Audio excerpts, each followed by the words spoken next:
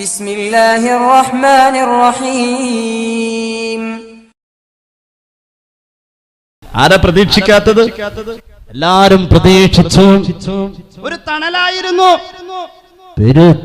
നൂറ്റാണ്ടുകൾക്കിടയ്ക്കലൊരിക്കലി മരുപ്പറമ്പാമുലകത്തിലീശ്വരൻ നടുന്നു വൃക്ഷത്തെ തണിക്കുപാന്തരായി വരുന്നവർക്കുത്തമ വിശ്രമത്തിനായി ഹുവൽ ഹബീബുല്ലദീ തുർജാ ശഫാഅത്തുഹു ലികുല്ലി ഹൗലിൻ മിനൽ അഹ്വാലിൽ മുഖ്തഹിമി. ഉറക്കെ മൗലായ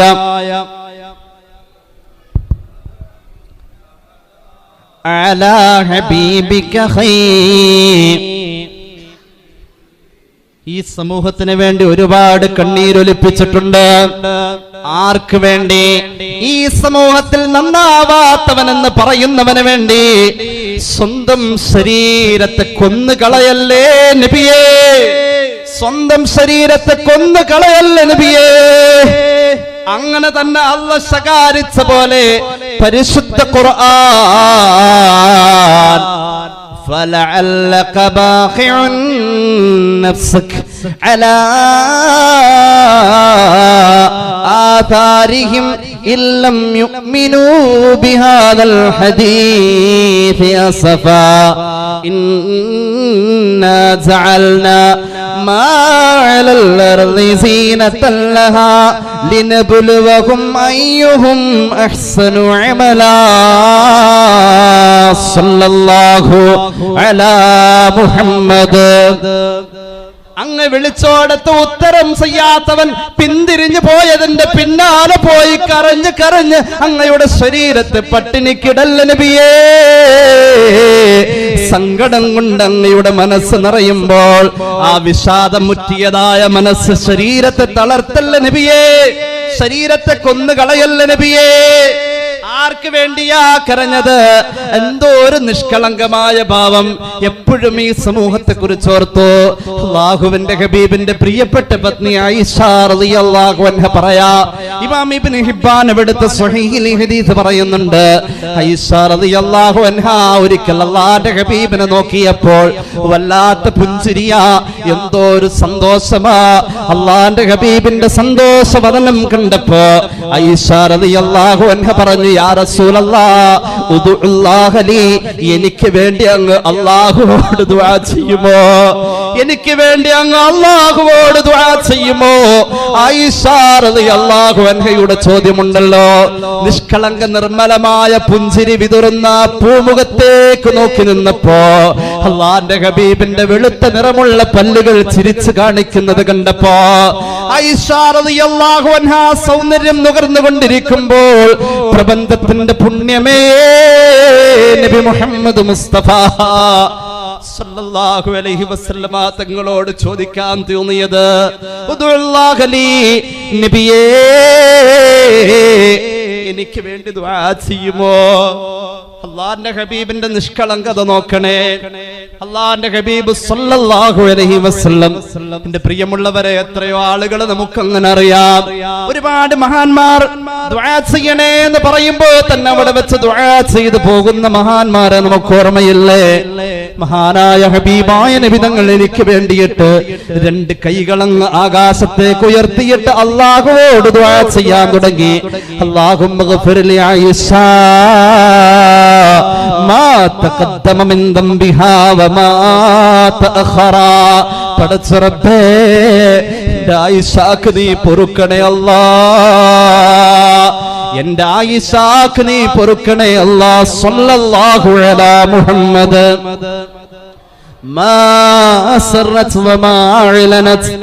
അല്ലാഹുവേ, മനുഷ്യ സഹജമായി സംഭവിക്കുന്ന അബദ്ധങ്ങൾ നീ പൊറുക്കണേ അല്ലാഹ്. പുന്നാര നബി തങ്ങളുടെ ദുആ, നിഷ്കളങ്കമായ ദുആ. ചിരിച്ചിരുന്ന നബി പോലും, ചിരിച്ചിരുന്ന പുണ്യപ്രവാചകർ പുഞ്ചിരിക്ക് പ്രാർത്ഥനയുടെ ഭാവം വന്നപ്പോ പുഞ്ചിരി കരച്ചിലായതിന്റെ നിഷ്കളങ്കത കണ്ട് ആയിഷ റളിയല്ലാഹു അൻഹ ചിരിച്ചുപോയി. അതൊരു കുസൃതിയാ. ഖദീജ റളിയല്ലാഹു അൻഹ കാണിച്ചിട്ടുണ്ട് ഒരു കുസൃതി. വഹി വരുമ്പോ ഇന്നാ സനുൽഖി അലൈക ഖൗലൻ സഖീല, നല്ല ഭാരമുള്ള വാക്കുകൾ അങ്ങയുടെ ശിരസിലേക്ക് നാം ഇറക്കുന്നതാ വഹീനെ പറ്റി ഖുർആൻ പറഞ്ഞത്. അത്രയും ഭാരമുള്ളത് കേൾക്കുമ്പോ സ്വാഭാവിക വിയർക്കും, നെറ്റി വിയർക്കും, ബോധക്ഷയം പോലെയൊക്കെ കണ്ടു നിൽക്കുന്നവൻ അങ്ങനെയാ മനസ്സിലാക്കാം. വഹയിന്റെ ഭാരമുള്ള വാക്കുകൾ വരുമ്പോ നെറ്റി വിയർക്കും. ഖദീജ റളിയല്ലാഹു അൻഹ ഓർത്തു, ഒന്നുകിൽ ബോധം കെട്ടു പോകുന്നതായിരിക്കും, അല്ലെങ്കിൽ വഹയി വരുന്നതായിരിക്കും. മഹദിയായ ഖദീജ റളിയല്ലാഹു അൻഹ തട്ടനിങ്ങനെ പതുക്കെ മാറ്റി. അപ്പാ വിയർപ്പങ്ങ് ഉണങ്ങി. തട്ടനിട്ടു, പിന്നെയും വിയർത്തു. കണ്ണൊക്കെ ഇങ്ങനെ മറിഞ്ഞു മറിഞ്ഞു പോവാ. കുറച്ച് കഴിഞ്ഞപ്പോ മുഹമ്മദ് റസൂൽ സല്ലല്ലാഹു അലൈഹി വസല്ലം പറഞ്ഞു, ഖദീജ ബിവിയോട് പറഞ്ഞു, തട്ടൻ നേരെ ഇട്ടോ. സയ്യിദുനാ ജിബ്രീൽ അലൈഹിസ്സലാം പെണ്ണിന്റെ തലമുടിയുടെ ആ നിറം കണ്ട് നാണിച്ച് മാറി നിൽക്കാ. വഹി പറയാൻ ജിബ്രീൽ അപ്പുറത്തുണ്ട്, തട്ടൻ നേരെ ഇട്ടോ എന്നാ പറഞ്ഞത്. അങ്ങനെയാണ് മലക്കുകളുടെ സാന്നിധ്യത്തെ പ്രതീക്ഷിച്ചുകൊണ്ട തലയിൽ തട്ടനിട. ഞങ്ങളുടെ നാട്ടിലൊക്കെ പെണ്ണുങ്ങൾ മുസ്ലിയാരെ കാണുമ്പോഴേ തലയിൽ തട്ടനിട. ഇവിടെ അങ്ങനെ ഉണ്ടോ? അവിടെ അങ്ങനെ ഇല്ലാന്ന് അള്ളാഹു നന്നാക്കട്ടെ. ഇവിടെ അങ്ങനെ ഉണ്ടോ? ഞങ്ങളുടെ നാട്ടിൽ അങ്ങനെയാ, മുസ്ലിയാരെ കണ്ട തലയിൽ തട്ടണം, അല്ലെങ്കിൽ മൂപ്പരെന്തിനും പറഞ്ഞാലോ എന്ന് പറഞ്ഞു. അതും ഇല്ല കേട്ടോ, ഇപ്പൊ അതുമില്ല, അതൊക്കെ പോയി. ആ ഒരു കാലമൊക്കെ പോയി. ഞാൻ അതിലേക്ക് കിടക്കുന്നില്ല. ഒരു കുസൃതി അള്ളാഹ് ചിരിച്ചുപോയി. അള്ളാന്റെ ഹബീബിന്റെ ചിരിച്ച മുഖം പെട്ടെന്ന് കരഞ്ഞത് ആയിഷ ബീവിക്ക് വേണ്ടി ദ്വാരുന്നപ്പോഴാണ്. അള്ളാന്റെ ഹബീബിന്റെ മുന്നിൽ വെച്ച് ആയിഷ ബീവി ചിരിച്ചിട്ട് തല മടിയിൽ വീണവരെ ചിരിച്ച് മണ്ണ് തപ്പാന്ന് പറയും നമ്മൾ. തല കുനിഞ്ഞു പോകുന്നൊരവസ്ഥയാ പറയുന്നത്. ഇമാം ഇബ്നു ഹിബ്ബാൻ സ്വഹീഹിൽ രേഖപ്പെടുത്താം. മടിയിലേക്ക് തല വെച്ചുപോയി. റസൂലുള്ളാഹി സ്വല്ലല്ലാഹു അലൈഹി വസല്ലം കണ്ടു ചോദിച്ചു, അയ്യുസ്റുക്കി ദുആഇ, ഞാൻ ദുആ എന്നിട്ട് സന്തോഷായില്ലേ? ഉവ്വ നബിയെ. പിന്നെ എന്തിനാ ചിരിച്ചത്? സന്തോഷം കൊണ്ടാ ചിരിച്ചത് നബിയെ. അങ്ങയുടെ ദുആ എനിക്ക് സന്തോഷം തരാതെ പിന്നെന്താ? അള്ളാന്റെ ഹബീബ് പറഞ്ഞു, ആയിഷ നിനക്ക് വേണ്ടി ഞാൻ ദുആരന്നില്ലേ അള്ളാഹുവോട് പാപം പൊറുക്കാൻ. ഇത് നിനക്ക് മാത്രമുള്ള ദുആയല്ല, വല്ലാഹി ഇന്നഹാ ലദുആഇ ലിഉമ്മത്തി ഫീ കുല്ലി സ്വലാഹ്. 5 വഖത്ത് നിസ്കാരത്തിലും നിസ്കാര ശേഷം എന്റെ ഉമ്മത്തിന് വേണ്ടി ഞാൻ ഇவ்விதം ദുആ ചെയ്യാത്ത ഒരൊറ്റ വഖത്ത് പോലും ഇല്ലേ ഇല്ല. കളവ് പറയാത്ത റസൂലുള്ളാഹി സ്വല്ലല്ലാഹു അലൈഹി വസല്ലം ഉമ്മത്തിനെ അങ്ങനെ സ്നേഹിച്ചു. ഈ ഉമ്മത്തിനെ അങ്ങനെ ഏറ്റെടുത്തു എന്ന് പറഞ്ഞാൽ വല്ലാത്തൊരു ഏറ്റെടുക്കലാ. ഹല്ല ഉമ്മത്തഹു ഫീ ഹിർസി മില്ലത്തിഹി കല്ലൈതി ഹല്ല മഅൽ അസ്ബാലി ഫീ അജമി മൗലായ സല്ലി വസല്ലിം ദായിമൻ അബദാ അലാ ഹബീബിക ഖൈർ. എന്തോ ഒരു വലിയ കാവൽക്കാരനാണ്.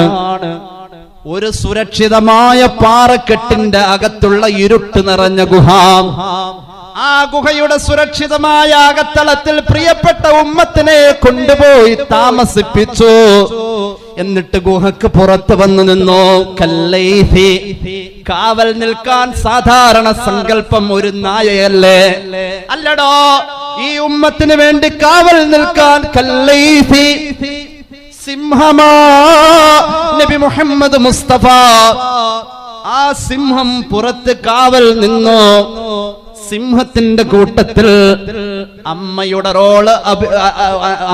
റോള് ചെയ്യുന്ന, ഉമ്മയുടെ റോള് ചെയ്യുന്ന പെൺസിംഹം കാവൽ നിൽക്കുന്നത് വല്ലാത്ത കാവൽ നിൽക്കല.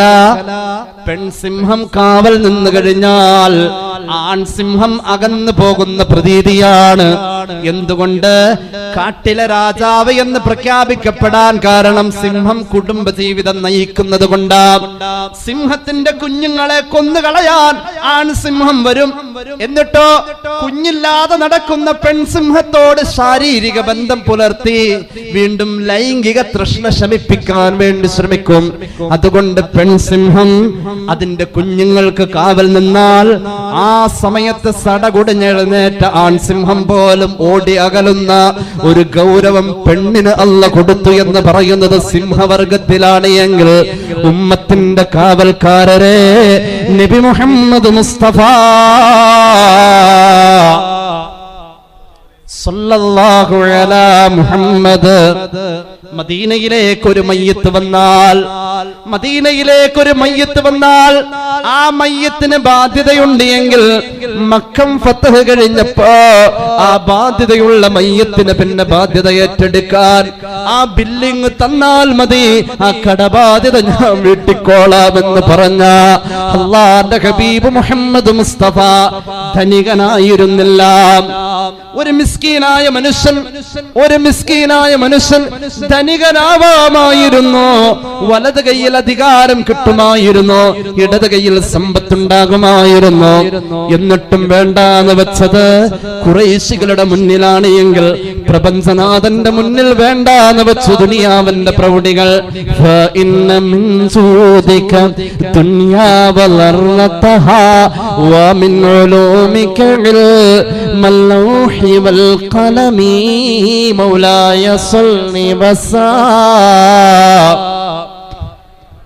അങ്ങയുടെ ഔദാര്യമല്ല ഈ ലോകം, ഈ പ്രപഞ്ചത്തിന്റെ ഉടമസ്ഥാവകാശം. ഇതിലും വലിയ ഒരു മുതലാളിയേറെയുണ്ടോ? എന്നിട്ടും അതിനെ പരിത്യജിച്ചത്, ഒരു മിസ്കീൻ എന്ന പദവിയിലേക്ക് വരാൻ ആഗ്രഹിച്ചത്, സാധാരണയിൽ സാധാരണക്കാരന്റെ തോളുരുമി ഞാനുണ്ടെന്ന് പറയാൻ മുഹമ്മദ് മുസ്തഫ. ഈ ദുനിയാവ് മുഴുവനും അങ്ങയുടേതാ. ആലം ഹേ ഫഖത് മുഅ്മിനെ ജംബാസ് കി മീറാത്ത് മുഅ്മിൻ ഹി ജോ സാഹിബേ ലൗലാക് നഹി ഹേ. ഇവിടെ ജീവിക്കാൻ മുഅ്മിൻ എന്ന പദവിയത്തലാണ്, ഇവിടെ ജീവിക്കാനുള്ള അവകാശം മുഅ്മിൻ ഹി ജോ. മുഅ്മിൻ ആരാണെന്നറിയുമോ? സാഹിബേ ലൗലാക് നഹി ഹേ. ലൗലാക് മുഹമ്മദ് മുസ്തഫ. അല്ലാമ ഇഖ്ബാൽ പറയാണ്, ലൗലാഖ് എന്ന പദവിയുള്ള മുത്തുനബി ജീവിതത്തിന്റെ ഇഷ്ടഭാജനമായി മാറാതെ ഈ ഭൂമിയിലെ അറ്റ്മോസ്ഫിയറിലെ ഓക്സിജൻ നിനക്ക് അവകാശപ്പെട്ടതല്ല. ഇവിടത്തെ മൺതരിയിൽ നിന്റെ പാദം പറിച്ചു വെക്കാൻ നിനക്ക് അവകാശമില്ല. സല്ലല്ലാഹു അലാ മുഹമ്മദ്.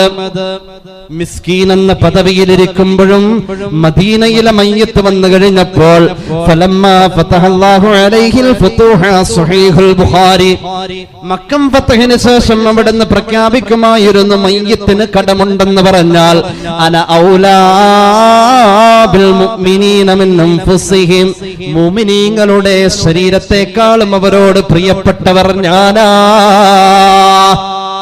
അവരുടെ ശരീരത്തിന്റെ മേലുള്ള ആ ബാധ്യത അപ്പോൾ എനിക്കുള്ളതാ.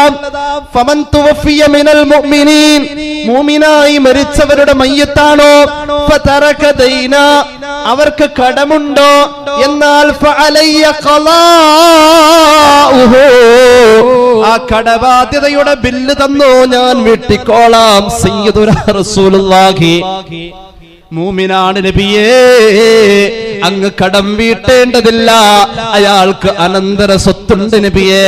അല്ലാഹുവിന്റെ ഹബീബ് അപ്പോൾ പറഞ്ഞു, വമൻ തറക, അനന്തര സ്വത്ത് ഉണ്ട് എങ്കിൽ മാലൻ ഫലിവരിസതിഹി, അനന്തര സ്വത്ത് എടുത്തവന്റെ കടം വീട്ടണ്ട, അത് അനന്തരാവകാശിക്ക് കൊടുത്തോ, ഇവന്റെ കടം ഞാൻ വീട്ടിക്കോളാം. നബി മുഹമ്മദ് മുസ്തഫ.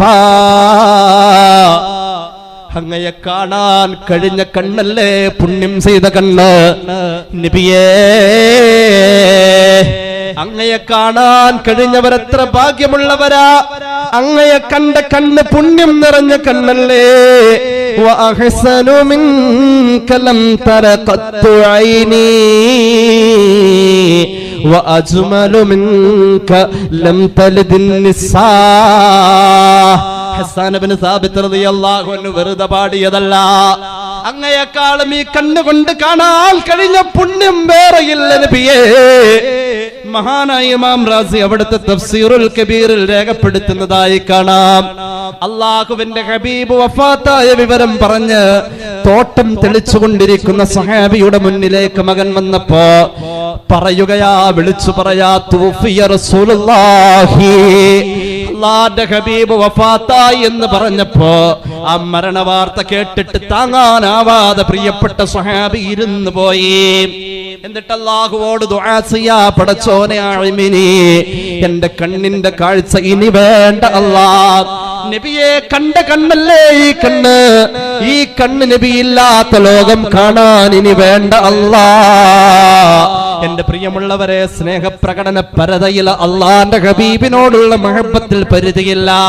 സ്വന്തം ശരീരത്തിനെതിരെ ദുആ ചെയ്യല്ലേ എന്ന് അവിടുന്ന് പറഞ്ഞിട്ടുണ്ട്. സ്വഹീഹ് മുസ്ലിം, ലാ തദഉ അലാ അൻഫുസികും വലാ തദഉ അലാ അംവാലികും വലാ തദഉ അലാ ഔലാദികും ലാ തുവാഫിഖു മിനല്ലാഹി സാആ.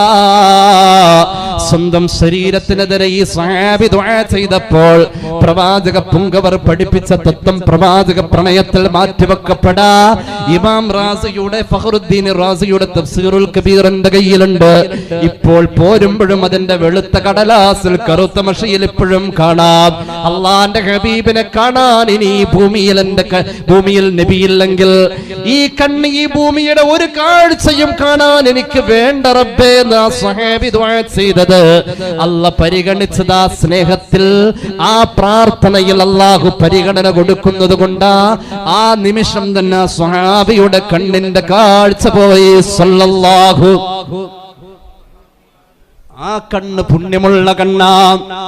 അങ്ങനെ കണ്ടവർ കണ്ടോടത്ത് അവർ അങ്ങനെ കണ്ടവർ വന്നോടത്ത് വന്നിരുന്നുകൊണ്ട് ഇത് കേൾക്കാൻ ഒരു ഭാഗ്യം. അങ്ങനെ കണ്ടവര് വന്നോടത്ത് വിട്ടുപോയെന്ന് ഭവതിക്കുന്നർത്തിലെയൊട്ടധികം പേരവരിൽ മുമ്പേ ഹന്തദായന്മാർ തുടങ്ങി കീഴ്പോട്ടുള്ള ഹിന്ദുക്കളായും ഇരുന്നോരതെ ആട്ടും വിലക്കും വഴിയാട്ടും മറ്റുമീ കൂട്ടർ സഹിച്ചു പൊറുതി മുട്ടി വിട്ടതാ ഹിന്ദു മതം. സാദിയിൽ താണെ കെട്ടു കഴിഞ്ഞ നമ്പൂരി മതം. കേരള തിങ്കൾ മുസൽമാന്മാർ പശ്ചിമ പാരങ്ങളിൽ നിന്നു വൻകടലിൽ ചീറും തിരകൾ കടന്നോ ഹിമാലയമേറിയ വന്നവരേറെയില്ല.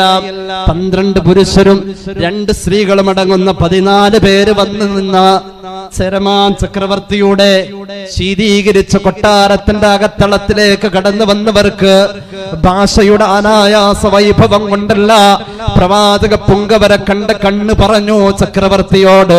ചന്ദ്രനെ പിളർത്തിയ കരങ്ങളുടെ ഉടമയെ കാണാൻ ഇമാം ഹക്കിമിന്റെ മുസ്തദറക്കിൽ ഹദീസുണ്ട്. ഇഞ്ചിയുടെ അച്ചാറുമായി കടന്നു മഹാനായ ചെരമാൻ ചക്രവർത്തി. അവിടുത്തെ സന്നിധാനത്തിലല്ലേ നമ്മളുള്ളത്. അല്ലാഹുവേ, ഹബീബായ നബിയുടെ റുഫഖായിൽ ഞങ്ങളെ ചേർക്കണേ അല്ലാഹ്. ആ കണ്ണ് പുണ്യമുള്ള കണ്ണാ, ആ കണ്ണ് പുണ്യമുള്ള കണ്ണാ. ആ കണ്ണ് അവിടത്തോടുള്ള സ്നേഹം കൊണ്ട് കണ്ണുനീരിനപ്പുറം രക്തം ഒഴുക്കിയിട്ടുണ്ട്. രക്തബാഷ്പമൊലുക്കിയ കണ്ണുകളാണ്. അങ്ങനെ ഒരു മനുഷ്യനുണ്ടായിരുന്നു. 60 വയസ്സ് കഴിഞ്ഞപ്പോഴാ കണ്ണിൽ നിന്നും കണ്ണുനീര് രക്തമായത്.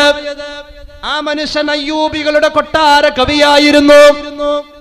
ആ മനുഷ്യൻ അലക്സാണ്ട്രിയ കടലെടുക്കുന്ന തിരമാലയുടെ മുന്നിൽ ചെന്നുകൊണ്ട് ആ തിരമാലയുടെ ഓളത്തിന് താളം വെച്ചുകൊണ്ട് പാടുമായിരുന്നു. തന്റെ വലത്തെ കൈ കവിൾത്തടത്തിൽ ചാർത്തി വെച്ചിട്ട് തിരമാലയുടെ ഓളത്തിന് താളം ചാർത്ത് പാടിയ മഹാനായ അബൂ അബ്ദില്ലാഹി ശറഫുദ്ദീൻ മുഹമ്മദ് സഈദിനുൽ ബുസൂരി.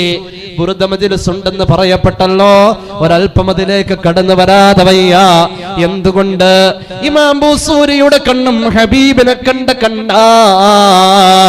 ഉസ്താദേ, അള്ളാന്റെ ഹബീബിനെ നേരെ കാണാൻ പറ്റുമെന്ന് പറഞ്ഞത് സഹൽ ഫൈദിയല്ല, മഹാനായ അബുൽ ഫിദാ ഇസ്മാഈൽ ഇബ്നു കസീർ അദ്ദേഹത്തിന്റെ അൽ ബിദായയിൽ രേഖപ്പെടുത്തുന്നു.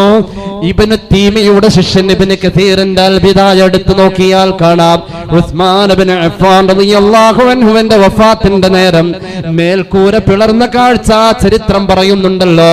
മഹാനവറുകൾക്ക് കുടിക്കാനുള്ള മരണത്തിന്റെ ദാഹജലം കൊണ്ടുവന്നതാരാ? നബി മുഹമ്മദ് മുസ്തഫ സ്വല്ലല്ലാഹു അലാ മുഹമ്മദ്. നേരെ കാണാൻ കഴിയും, നേരെ മുന്നിൽ വരും. തൻഹായി കെ സബ് ദിൻ തൻഹായി കെ സബ് രാത്തെ അബ് ഹോനെ ലഗേ ഉൻസെ ഖൽവത്ത് മേ മുലാഖാത്തെ.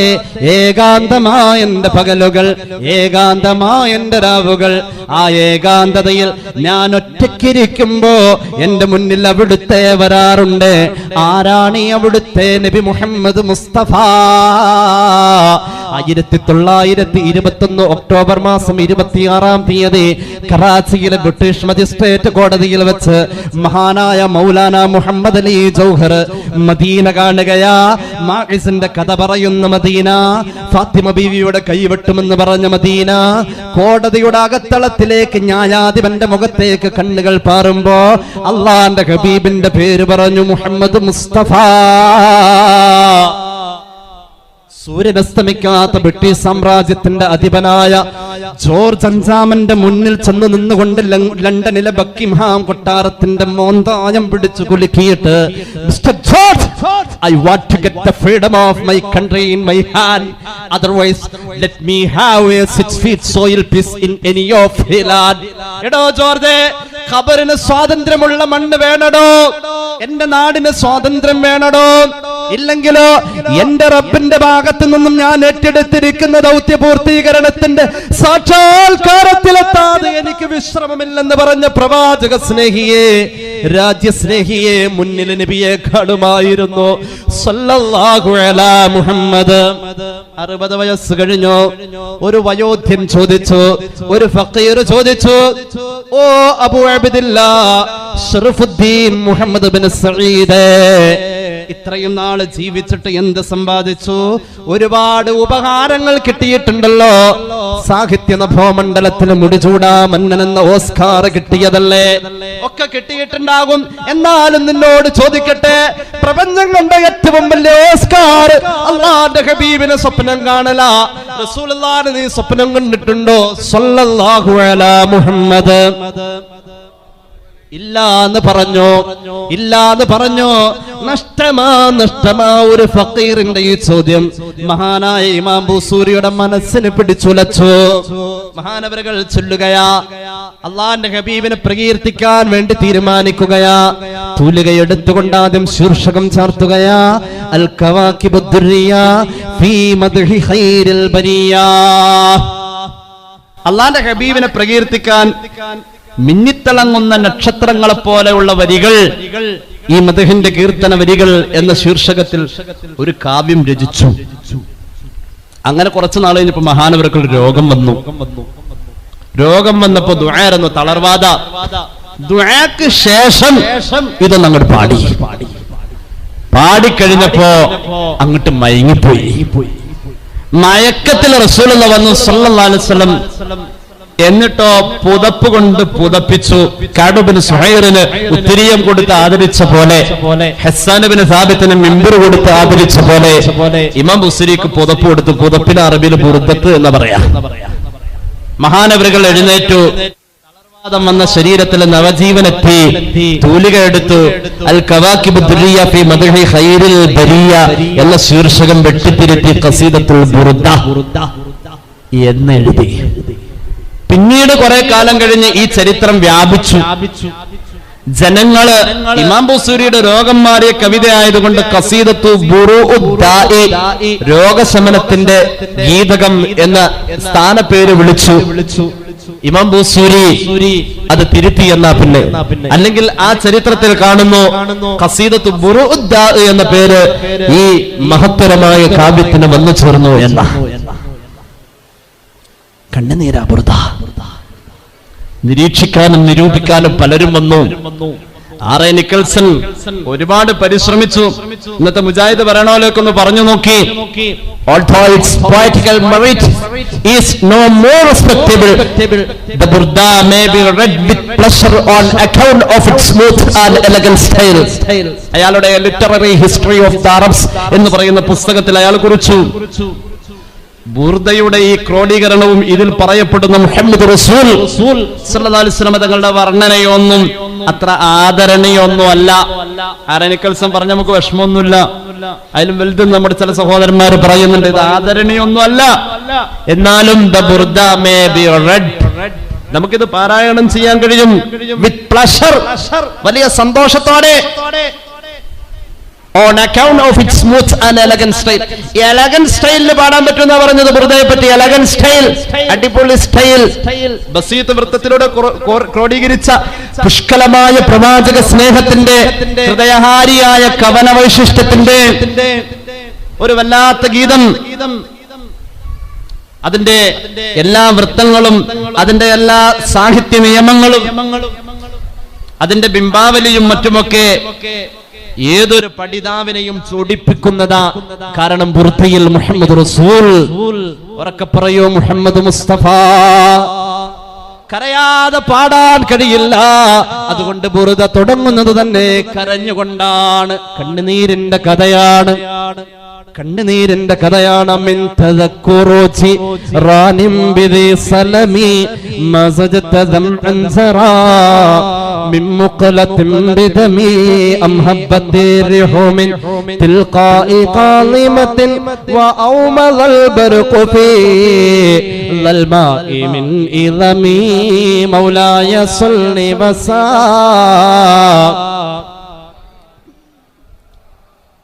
സലം ചെടികളുടെ നാടിന്റെ അയൽവക്കത്തുള്ള മഹാനായ മനുഷ്യനെ ഓർത്തോ? അതോ അതോ അതോ കാളിമ എന്ന ആ വീതി കുറഞ്ഞ വഴിയെ നീ ഓർത്തോ? മക്കയെയും മദീനയെയും ബന്ധിപ്പിക്കുന്ന കാളിമ എന്ന വഴിയെ നീ ഓർത്തോ? ആ വഴിയിലൂടെ അടിച്ചു വീശിയ കാറ്റിനെ നീ ഓർത്തോ? അതോ ഇളമെന്ന് പറയുന്ന മദീനയുടെ ചെരുവിനെ നീ ഓർത്തോ? ഓർത്തതിന്റെ പേരിലാണോ അമിൻ തദക്കുറുജി റാനിം ബിദി സലമി മസജത ദംഅൻ സറാ. നിന്റെ കണ്ണുനീര് രക്തമായി, കണ്ണുനീര് ഒലിച്ചിറങ്ങി തീർന്നു. ഇനി ആ കൺതടത്തിൽ ഒലിക്കാൻ രക്തമേ, പ്രവാചക പ്രകീർത്തനത്തിന്റെ പ്രഫുല്ലമായ രക്തമേ, നീ ഒഴുകിയിറങ്ങിക്കോ. മനസ്സ് വികലമായി നിൽക്കുന്ന അവസ്ഥയിൽ, മനസ്സിനെ പിടിച്ചു നിർത്താൻ കഴിയാത്ത അവസ്ഥയിൽ, കണ്ണുനീര് ഒലിപ്പിച്ചുകൊണ്ടിരിക്കുന്ന കണ്ണുനീരിനെ സമാധാനിപ്പിക്കാൻ കഴിയാത്ത അവസ്ഥയിൽ ഫമാലിഅൈനൈക ഇൻ قلت قففاها متى وما لقلبك إن قلت استفق يهمي مولاي صلني وسا. നിന്റെ കണ്ണിനോട് നീ പറഞ്ഞില്ലേ ഫമാലി ഐനൈക, നിന്റെ കണ്ണിനെന്ത് പറ്റി? ഇമാം ബൂസൂരി സ്വന്തം നഫ്സിനോടാ ചോദിക്കുന്നത്. കരഞ്ഞുകൊണ്ടാ എഴുതാ, കരഞ്ഞുകൊണ്ടാ എഴുതാ. നിന്റെ കണ്ണിനോട് നീ ചോദിച്ചില്ലേ കണ്ണേ നിനക്കെന്ത് പറ്റി? ഇൻ കുൽത്ത, നിനക്ക് പറയാൻ പാടില്ലായിരുന്നോ? ഉക്കുഫുഫ, കണ്ണേ നിന്റെ രക്തം വാർന്നൊലിക്കുന്ന കൺതടമൊന്ന് സങ്കോചിക്കണേ. ഇനി കരയല്ല കണ്ണേ. ആ രണ്ട് കണ്ണ് പിന്നെയും നിലയ്ക്കാത്ത പ്രവാഹമായി കണ്ണുനീരിന് പകരം രക്തം ബാഷ്പമാവുന്നു. നിന്റെ ഖൽബിനെന്ത് പറ്റി? ഇൻകുൽത്താ, നിനക്ക് പറയാൻ പാടില്ലായിരുന്നോ? അലന്ന് തിരഞ്ഞുന്ന ഒരു ചിത്തഭ്രമം പോലെ ഭ്രാന്ത് പിടിച്ച നിന്റെ മനസ്സിനോട് ഇസ്തഫിഖോ, ഉണരണേ ഒന്നൊന്ന് പറഞ്ഞിരുന്നുവെങ്കിൽ ഹിമി, എന്തേ അത് ഉണരാത്തത്? മൗലായ സല്ലി വസൽ. വല്ലാത്ത സ്നേഹമാണ്, വല്ലാത്ത സ്നേഹമാ.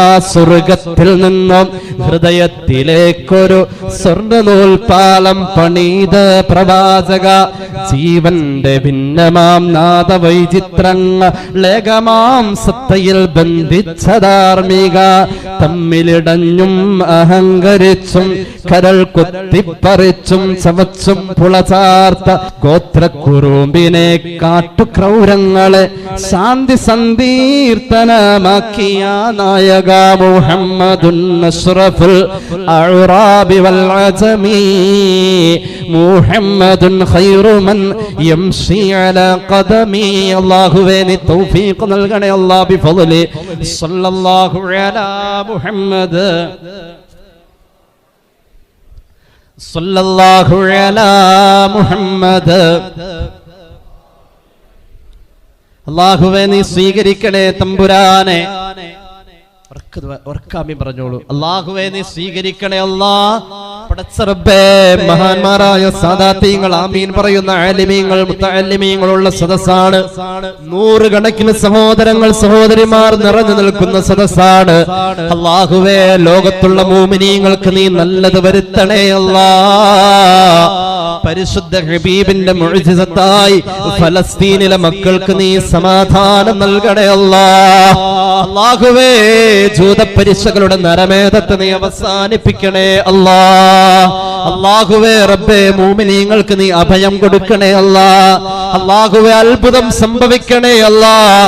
അത്ഭുതം സംഭവിക്കണേ അല്ലാഹ്. അത്ഭുതം സംഭവിപ്പിക്കണേ അല്ലാഹ്. പടച്ച റബ്ബേ ഖിയാമത്ത് നാൾ വരെ ഇന്ത്യയിലെ മുസ്ലിമീങ്ങളുടെ മതസ്വാതന്ത്ര്യം നീ നിലനിർത്തണേ അല്ലാഹ്. ഈ മജ്ലിസ് നീ സ്വീകരിക്കുക അല്ലാഹ്. ഖബൂലാക്ക് അല്ലാഹ്. ഖബൂലാക്ക് അല്ലാഹ്. ഞങ്ങളെ നീ നന്നാക്കണേ അല്ലാഹ്. നീ നന്നാക്കിയവർ ഒരിക്കലും ചീത്തയാവില്ല അല്ലാഹ്. നല്ലവരിൽ ഉൾപ്പെടുത്തുക അല്ലാഹ്. അല്ലാഹുവേ നീ ചീത്തയാക്കിയവരൊരിക്കലും നന്നാവൂല അല്ലാഹ്. അതിൽ പെടുത്തല്ല തമ്പുരാനെ. അല്ലാഹുവേ മാരക രോഗങ്ങളിൽ നിന്ന് കാക്കണേ അല്ലാഹ്. അപകടങ്ങളിൽ നിന്ന് കാക്കുക അല്ലാഹ്. അപകട മരണങ്ങളിൽ നിന്ന് കാക്കണേ അല്ലാഹ്. അല്ലാഹുവേ എങ്ങനെ ജീവിച്ചാലും അവസാനം ഞങ്ങളുടെ നാവിന്റെ തുമ്പിലേക്ക് ലാ ഇലാഹ ഇല്ലല്ലാഹ് സരളമായി എത്തണേ അല്ലാഹ്. അവസാനം നിന്റെ ഖുർആൻ കേൾക്കാൻ ഭാഗ്യം നൽകണേ അല്ലാഹ്. പടച്ച റബ്ബേ ഞങ്ങളുടെ അവസാന സമയത്ത് നിന്റെ ഹബീബിന്റെ പൂവദനം കണ്ടു മരിക്കാൻ നീ ഭാഗ്യം നൽകുക അല്ലാഹ്. റബ്ബനാ റഹംഹും കമാ റബ്ബൗനാ സഗാറ. അസ്സലാമു അലൈക്കും വറഹ്മത്തുള്ളാഹി വബറകാതുഹു.